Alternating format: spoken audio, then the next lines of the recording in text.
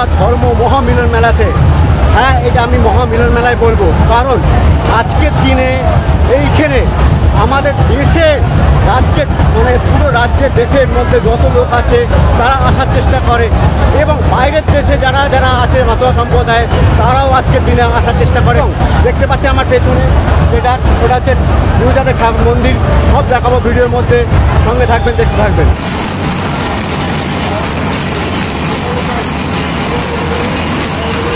মাতোয়া ধর্ম মহামিলন মেলা 2024 213তম বছরে পদার্পণ করল।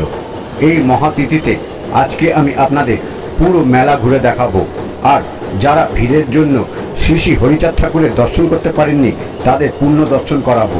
আর ভিডিওটি ভালো লাগলে অবশ্যই চ্যানেলটিকে সাবস্ক্রাইব করবেন, কারণ আপনার একটি সাবস্ক্রাইব আমাকে নতুন নতুন ভিডিও বানাতে উৎসাহিত করে। আমি বনগা থেকে ঠাকুরনগর এসে পৌঁছালাম, আর আপনি চাইলে শিয়ালদা থেকেও আসতে পারেন। এসে দেখি এত ভিড়, এত জনসমুদ্র, দেখলে অবাক হয়ে যাবেন। সবাই ঢাক ঢোল বাজাতে বাজাতে আনন্দ করতে করতে মন্দিরের দিকে এগিয়ে যাচ্ছে। আজকে মধু কৃষ্ণ ত্রয়োদশী, আজকের দিনে শ্রী শ্রী গৌরচাঁদ ঠাকুরের জন্মদিন। সেই উপলক্ষে এই ঠাকুরনগরে এক বিশাল মেলা আয়োজিত হয়, এবং স্নান করে ঠাকুরকে দর্শন করে। তো কামনা সাগরে স্নান করে এবং মেলা এবং সব ঠাকুরের দর্শন আজকে আমি করাবো, সঙ্গে থাকবেন, দেখতে থাকবেন। আমি মেন রাস্তা দিয়ে না গিয়ে রেল লাইনের ধার দিয়ে এগিয়ে চললাম। স্টেশন থেকে মন্দির প্রায় 1 কিলোমিটার দূর হবে, আর এই 1 কিলোমিটার ধরে রাস্তার দুধারে নানান রকম মেলার জিনিস বসেছে। আমরা দেখতে দেখতে উপভোগ করতে করতে মন্দিরের দিকে এগিয়ে চললাম।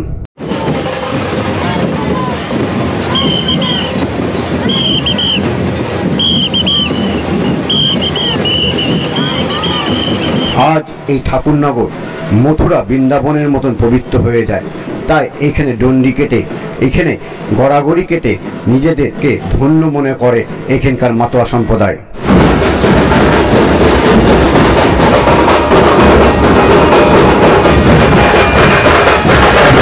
আমার সামনে যে মন্দিরটি দেখতে পাচ্ছেন সেটা হচ্ছে প্রথম রঞ্জন স্মৃতি মন্দির, আর এইখানে বিরাজমান রয়েছেন প্রথম রঞ্জন আর বীণাপাণি দেবী।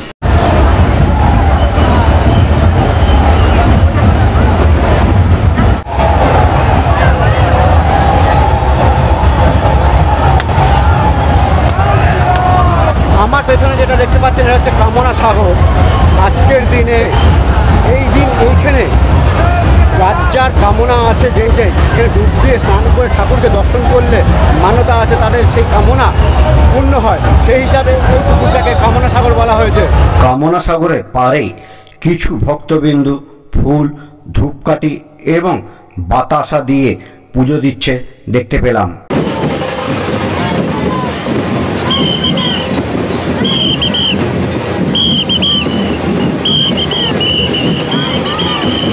একটুখানি ভেতরে ঢুকতেই দেখলাম এখানে ডাক্তারের সুব্যবস্থা আছে, আর যে হারে গরম পড়েছে, আর আপনারা না এলে বুঝতে পারবেন না এখানকার কি অবস্থা। এখানে কমসে কম 20-25 লাখ লোক তো আসেই, আর 7 দিন ধরে মেলা চলে, তো 50 লাখের উপরে লোক ছাড়িয়ে যায়। তো ডাক্তারের যে হারে ব্যবস্থা করেছে আমি দেখে খুশি হলাম। আর মাতোয়া সম্প্রদায়ের মূল মন্ত্র হলো মুখে হরি বলো আর হাতে কাজ করো, তাই এরা বাজনা বাজাতে বাজাতে মুখে হরি নাম কীর্তন করতে করতে এরা প্রদক্ষিণ করে মন্দিরটিকে।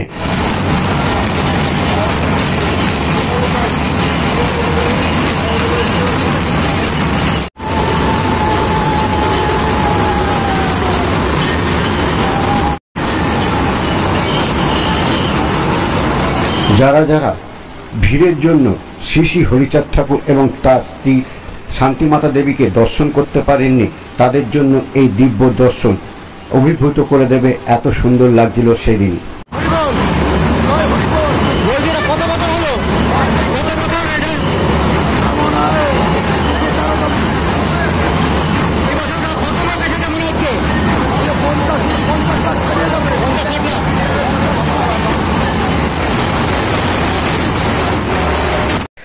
এরা প্রসাদ হিসাবে হরির রুট বা বাতাসা লুট দেয়, তাই রাস্তার ধারে ধারে আপনারা এরকম বাতাসার দোকান প্রচুর পেয়ে যাবেন। আর এইখানে এলে আপনারা হরির রুট আর বাতাসা দেওয়ার জন্য এখানে বাতাসা কিনতে পেয়ে যাবেন। এটি হচ্ছে নাট মন্দির।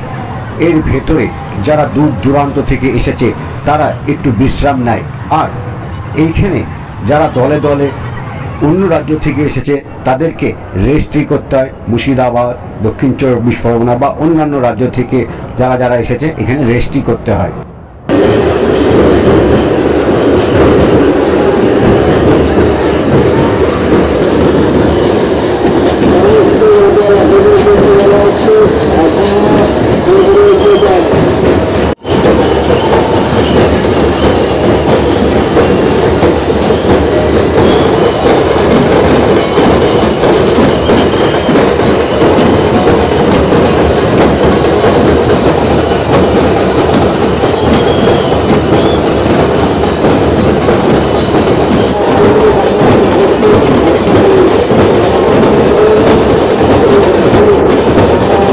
তাহলে কেন এই মিলন মেলার কথা বলছি? এটা আজকের ডেটে কীরকম গরম সেটা বুঝতে পারছেন। এই গরমেও লাখ লাখ মাতোয়া সম্প্রদায়ের লোকেরা এই পুণ্যতিথিতে, এই পুণ্যধামে এইখানে আসছে। এদের মানে এনার্জির কোনো কমতি নেই, তো সেই হিসাবে নানান জায়গা থেকে এসেছে এবং এইটার জন্য এটাকে বলা হচ্ছে মিলন মেলা। নানা জায়গা থেকে লোকেরা এসে মিলন্ত হয়েছে।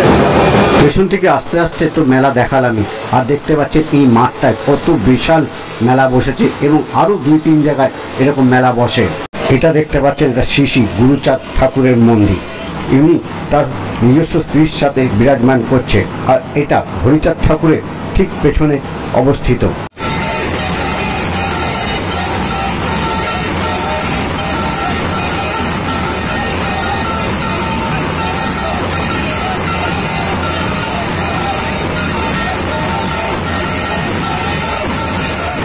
গুরুচাঁদ মন্দিরের পাশে মাতোয়া ধর্মীয় গ্রন্থাগার রয়েছে।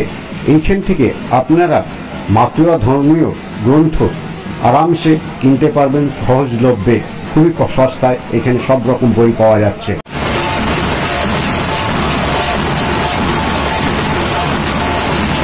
ইনি হচ্ছেন সাধুশ্রেষ্ঠ শ্রীমৎ গোপাল ঠাকুর, আর পরম পূজ্য বীণাপাণির উদ্যোক্তায় এই মন্দিরটি বানানো হয়েছিল। আর তার সামনেই রয়েছে শ্রী শ্রী শশীভূষণ ঠাকুর ভবন।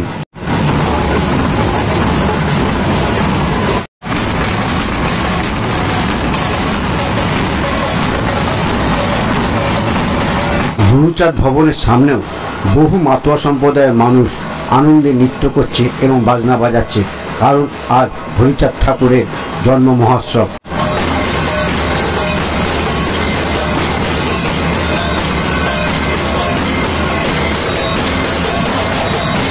এখানে সুবিশাল এরিয়া নিয়ে ভক্তদের খিচুড়ি খাওয়ানো হচ্ছে এবং কালকে রাত্রির থেকে খাওয়ানো হচ্ছে, কিন্তু কালকে রাত্রিরেই বেশি লোক এসেছে। যেহেতু এবার প্রচুর গরম, সেই হিসাবে রাত্রিরের দিকে বেশি লোক এসে অনেকে ফিরে চলে গেছে। আর দেখতে পাচ্ছেন এখনও রান্না হয়েই যাচ্ছে, আর ভক্তদের এই প্রসাদ বিলিত করা হবে। মেলা উপলক্ষে দূর দূরান্ত থেকে সাধু সন্ন্যাসীরা এই ঠাকুরনগর প্রাঙ্গণে আসেন এবং যার যেরকম ক্ষমতা তারা এই সাধু সন্ন্যাসীকে দান ধ্যান করেন।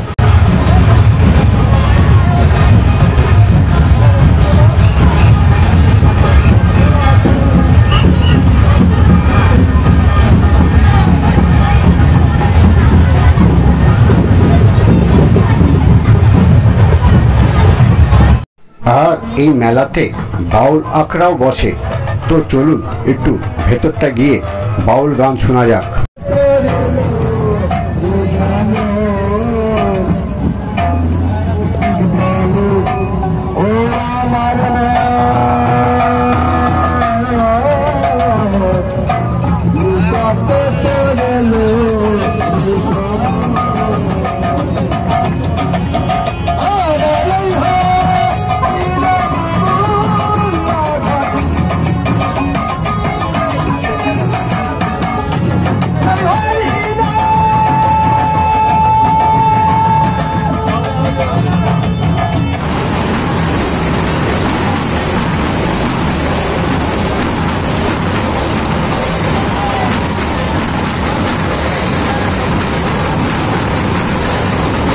গরমের মধ্যে এখানে পানীয় জল এবং বাতাসার বন্দোবস্ত করেছে, যাদের যাদের পিপাসা লাগে তারা তারা এখানে জল গ্রহণ করে।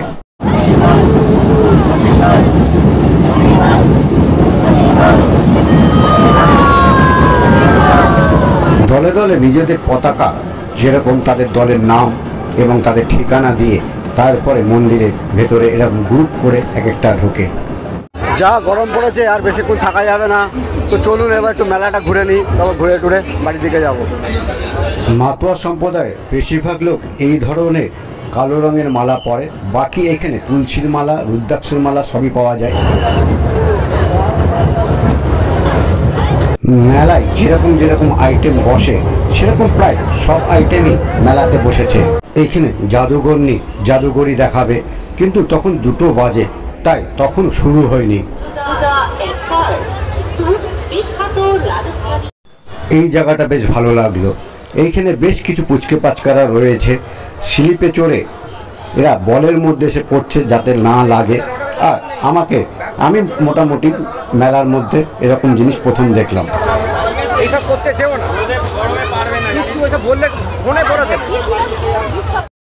বাকি প্রায় সবই খালি। তখন দুপুর 2টো বাজে আর মারাত্মক গরম পড়েছে। এই টাইমে কেই বা সার্কাস দেখবে, কেই বা নাগরদোল্লা চড়বে। মেলায় যেসব রেস্টুরেন্ট খুলেছে তাতে টুকটাক ভিড় দেখতে পেলাম এবং তাতেই লোকজন দেখতে পেলাম। তো এই ছিল মেলা, দেখে নেন সবই রকম বসেছে মেলাতে। আপনারা গেলে অবশ্যই মেলায় এইসব জিনিসগুলো উপভোগ করবেন।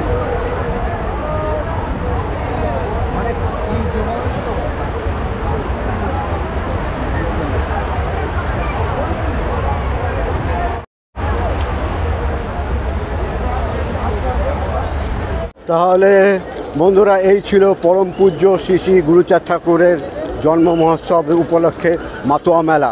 তো প্রচণ্ড গরম পড়েছে, সেই হিসাবে সন্ধ্যা অবধি থাকার ইচ্ছা ছিল, পারছি না থাকতে। আর আপনারাও মোটামুটি একেবারে প্রয়োজন না পড়লে বাড়ির থেকে বেরিয়েন না এই গরমে। বুঝতেই পারছেন সবথেকে বেশি গরম এবছর পড়েছে। তো সুস্থ থাকবেন, ভালো থাকবেন। তো টাটা।